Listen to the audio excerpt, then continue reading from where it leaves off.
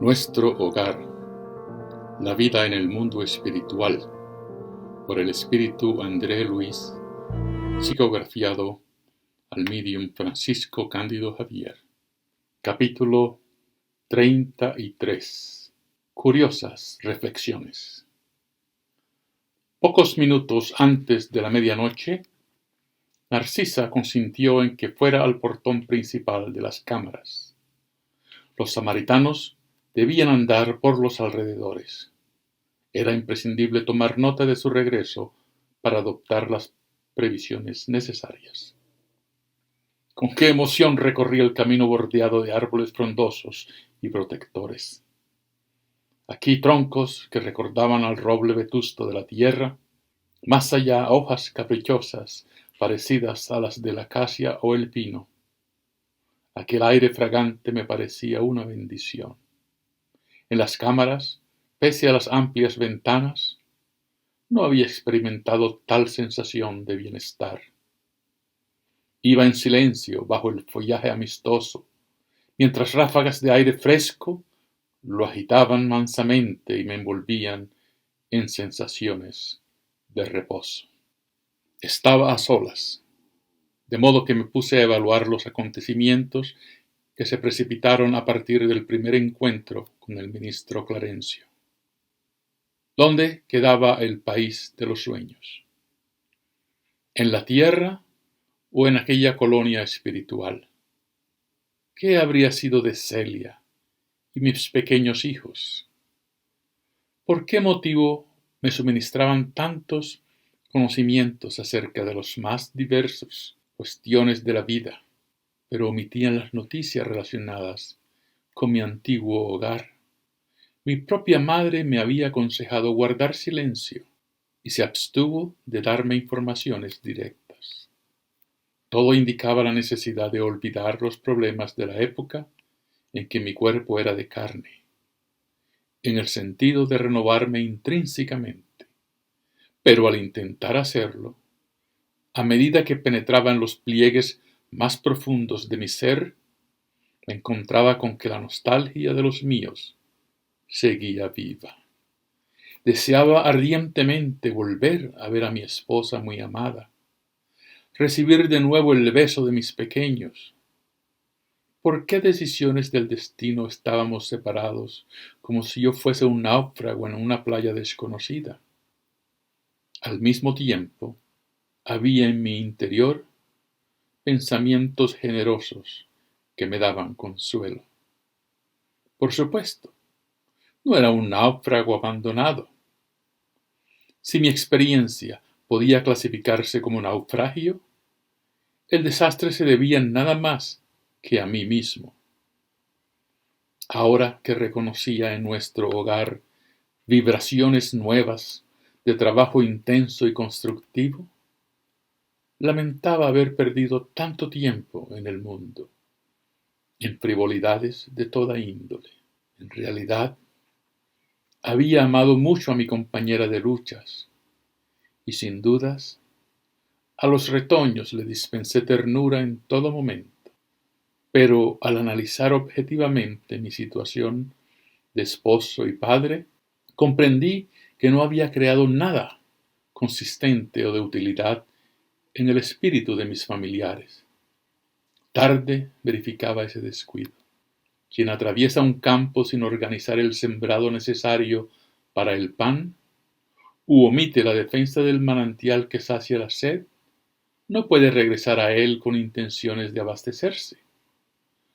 Tales eran los pensamientos que se habían instalado en mi cerebro con vehemencia exasperante. Cuando abandoné la vida en el cuerpo, me topé con las penurias relativas a que carecía de comprensión. ¿Pero qué les habría ocurrido a mi esposa y a mis hijos al verse expulsados de la estabilidad doméstica hacia las sombras de la viudez y la orfandad?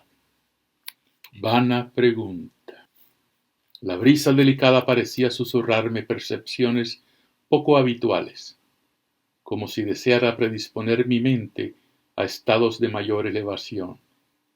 Me torturaban las indagaciones internas, pero atento a las correspondientes obligaciones del deber, me aproximé a la gran reja para escudriñar más allá, a través de los campos de cultivo. Todo era luz de luna y serenidad, cielo sublime, belleza silenciosa. Extasiado en la contemplación de ese paisaje, permanecí durante algunos minutos entre admirado y en oración. Instantes después divisé a lo lejos dos bultos enormes que me impresionaron vivamente. Parecían dos hombres de una sustancia indefinida, con cierta luminosidad. De sus pies y de sus brazos colgaban filamentos extraños, y de la cabeza aparentemente salía un hilo extenso de singulares proporciones. Tuve la impresión de haber hallado a dos auténticos fantasmas. No pude soportarlo. Con los cabellos erizados regresé apresuradamente al interior. Inquieto y amedrentado, expuse a Narcisa lo ocurrido y noté que ella contenía la risa con dificultad. «Mire usted, amigo», dijo al fin, demostrando su buen humor. ¿No reconoció a esos personajes? Profundamente confundido, no atinaba a responder. Narcisa continuó. También yo experimenté la misma sorpresa en otros tiempos. Esos son nuestros propios hermanos de la tierra. Se trata de espíritus poderosos que viven en el cuerpo en misión redentora, y como nobles iniciados de la eterna sabiduría, pueden abandonar el organismo corpóreo para transitar libremente por nuestras regiones. Los filamentos e hilos que observó son características que los diferencian de nosotros. No les tema. Los encarnados que consiguen llegar a estos parajes son seres de extraordinaria espiritualidad, pese a que en la tierra por su humildad no se hacen notar. A continuación, infundiéndome coraje, destacó: «Vamos allá. Disponemos de 40 minutos a partir de la medianoche. Los samaritanos no pueden tardar». Satisfecho, regresé con ella al enorme portón. Todavía pudimos divisar a lo lejos los dos bultos que se alejaban en nuestro hogar.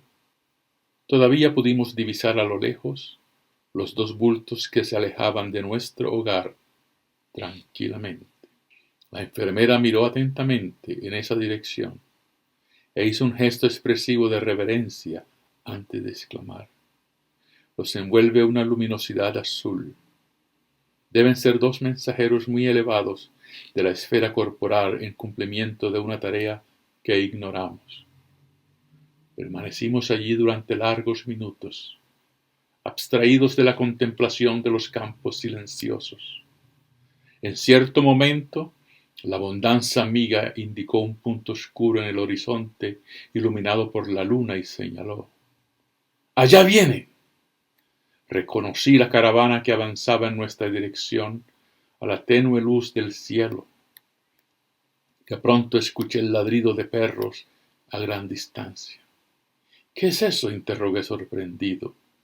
«Los perros», dijo Narcisa, «son auxiliares eficientes en las regiones oscuras del umbral, donde no solo se detienen los hombres desencarnados, sino también verdaderos monstruos que no es momento de describir».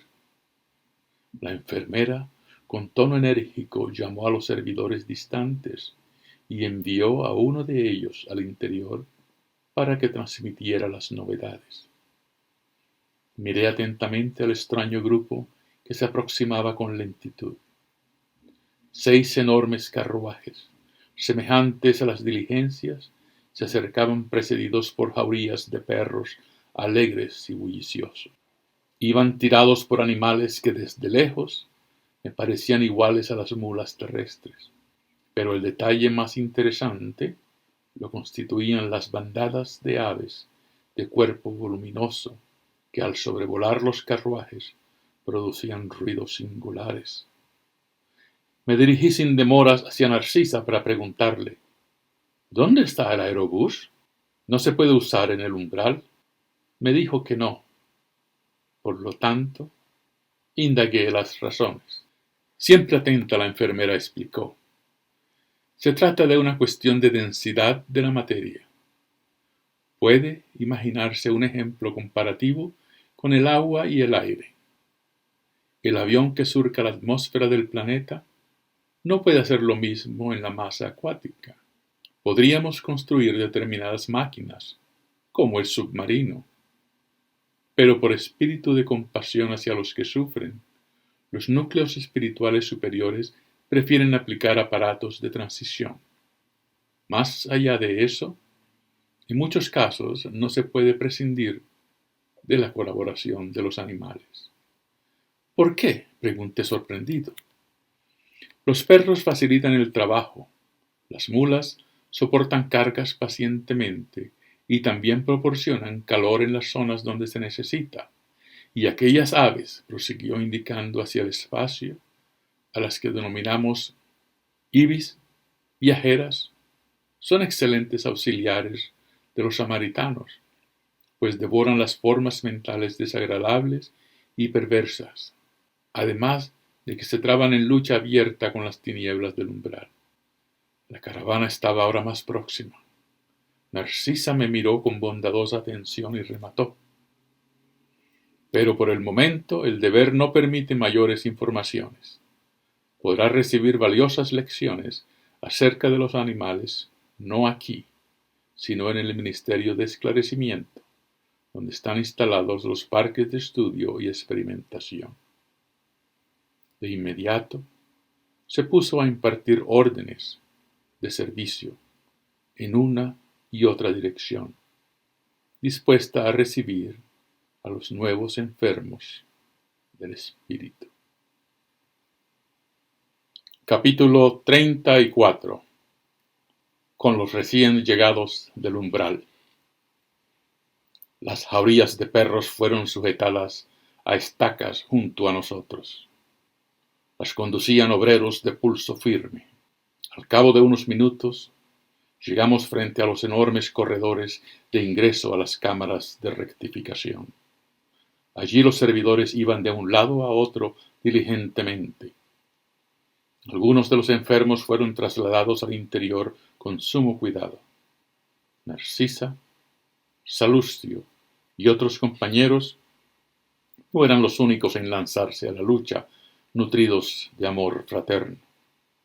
También los samaritanos ponían en acción todas las energías con el afán de prestar socorro. Algunos enfermos se comportaban con humildad y resignación. Otros protestaban a viva voz. También yo me entregué al servicio, y fue entonces cuando observé a una anciana que intentaba con gran dificultad descender del último carruaje. Al verme cerca, exclamó asustada: «Tenga piedad, hijo. Ayúdeme por amor de Dios». Me aproximé cordialmente. «Cruces, mi Dios», prosiguió persignándose. «Gracias a la divina providencia salí del purgatorio. Oh, qué malditos demonios me torturaban allá. ¡Qué infierno! Ay, pero los ángeles del Señor siempre llegan». La ayudé a que descendiera, asaltado por enorme curiosidad. Por primera vez escuchaba referencias al infierno y al purgatorio, salidas de la boca de alguien que aparentemente estaba serena y en su sano juicio. Tal vez en un acto de obediencia a la malicia que me caracterizaba, pregunté: «¿Así que viene de tan lejos?». Al hablar, simulé aires de profundo interés fraternal, como solía hacer en la tierra, olvidado por completo en aquel momento de las sabias recomendaciones de la Madre Delicias. La pobre señora comenzó a darme explicaciones. «De larga distancia, en la tierra, hijo mío, fui mujer de muy buenas costumbres. Hice mucha caridad, recé sin cesar como devota sincera. Pero ¿quién puede contra las artes de Satanás? Al salir del mundo, me vi acosada por seres monstruosos que me arrastraron en un verdadero torbellino. Al comienzo, imploré la protección de los arcángeles celestiales, Los espíritus diabólicos, sin embargo, me mantuvieron en aislamiento, pero yo no perdía la esperanza de ser liberada de un momento a otro, porque dejé un dinero para la celebración de misas mensuales por mi descanso. Obstinado en el impulso vicioso de ir tras asuntos que nada tenían que ver conmigo, proseguí. ¡Qué interesante su relato! Pero no tardó de conocer la causa de su demora en esa zona. De ningún modo, respondió persignándose. Como le dije, mientras estuve en la tierra hice lo posible por ser una buena feligresa. Usted sabe que nadie está libre de pecado. Mis esclavos provocaban riñas y disputas, y aunque la fortuna me proporcionaba una vida tranquila, de tanto en tanto era necesario aplicar disciplina. Los administradores eran excesivamente escrupulosos, y yo no podía titubear en las órdenes cotidianas. No era raro que algún negro muriera en el tronco para escarmiento general. Otras veces estaba obligada a vender a las madres cautivas y separarlas de los hijos por cuestiones de orden doméstico. En esas ocasiones sentía que me remordía la conciencia, pero me confesaba todos los meses, cuando el padre Amancio visitaba la estancia y luego de la comunión quedaba libre de esas faltas veniales. Recibida la absolución en el confesionario e ingerida la sagrada hostia, quedaba nuevamente al día con mis deberes para con el mundo y para con Dios. A esa altura, escandalizado con sus declaraciones, comencé a adoctrinarla. Hermana, esa justificación de paz espiritual era falsa. Los esclavos eran también hermanos nuestros. A los ojos del Padre Eterno, los hijos de los siervos son iguales a los de los amos. Al escucharme, dio un golpe autoritario con el pie y manifestó irritada. De ninguna manera. El esclavo es esclavo. De no haber sido de ese modo, la religión nos enseñaría lo contrario. Si había cautivos en las residencias de los obispos, ¿cuánto más en nuestras haciendas? ¿Quiénes sino ellos habrían de sembrar la tierra? Sepa que siempre les concedí mis barracas como una verdadera honra. En mi hacienda jamás vinieron a la explanada de las visitas, si no fue para dar cumplimiento a mis órdenes. El padre Amancio, nuestro virtuoso sacerdote, me dijo durante una confesión que los africanos son los seres peores del mundo, nacidos exclusivamente para servir a Dios en cautiverio.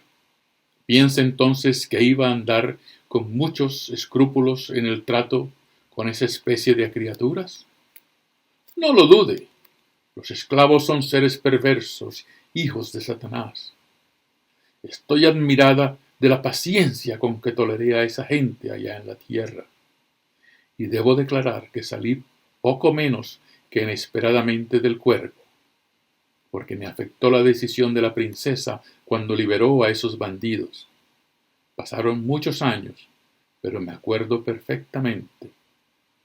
Estaba enferma hacía muchos días, y cuando el padre Amancio trajo la nueva a la ciudad, me agravé súbitamente. ¿Cómo podríamos quedarnos en el mundo con esos criminales en libertad?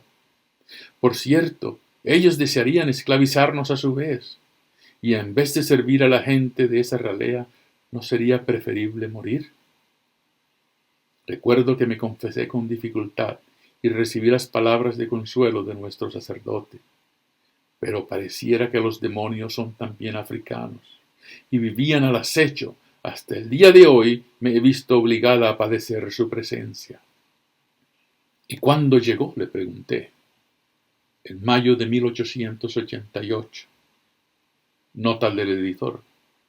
La abolición de la esclavitud en el Brasil fue firmada el 13 de mayo de 1888 por la princesa Isabel, que reemplazaba provisionalmente en el poder a su padre, el emperador Pedro II.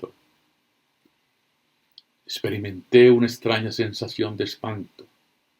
La interlocutora fijó su mirada vacía en el horizonte y dijo: «Probablemente mis sobrinos no se acordaron de pagar las misas. Sin embargo, dejé esa disposición expresa en mi testamento».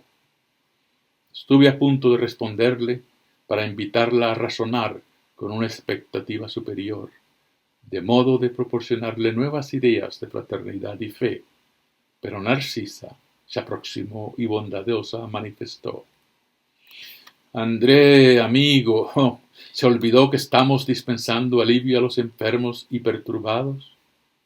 ¿Qué provecho tiene de esas informaciones? Los dementes hablan sin parar, y quien los escucha consumiendo interés espiritual puede no estar menos loco». Aquellas palabras fueron pronunciadas con tanta bondad que enrojecí de vergüenza, sin coraje para dar una respuesta. «No se sienta afectado», exclamó la enfermera con delicadeza. «Atendamos a nuestros hermanos perturbados». «¿Usted es de la opinión que yo me encuentro entre ellos?», preguntó la anciana con resquemor. Y Narcisa, con una demostración de sus excelentes cualidades de psicóloga, adoptó una cariñosa expresión de fraternidad al responder: «No, amiga, no diga eso. Lo que sí creo es que usted debe estar muy cansada. Su esfuerzo en el purgatorio ha durado largo tiempo». Precisamente, aclaró la recién llegada del umbral. «No se imagina lo que he sufrido, torturada por los demonios». La pobre criatura se disponía a repetir la misma historia, pero Narcisa, demostrándome cómo proceder en tales circunstancias, la interrumpió: «No haga comentarios acerca del mal. Yo sé todo lo amargo y doloroso que le ha sucedido. Descanse, piense que va a recibir alivio». Y de inmediato, dirigiéndose a uno de los auxiliares, con soltura manifestó: «Tú, cenobio, ve al departamento femenino y llama a Nemesia en mi nombre, para que acompañe a una nueva hermana a los lechos de tratamiento».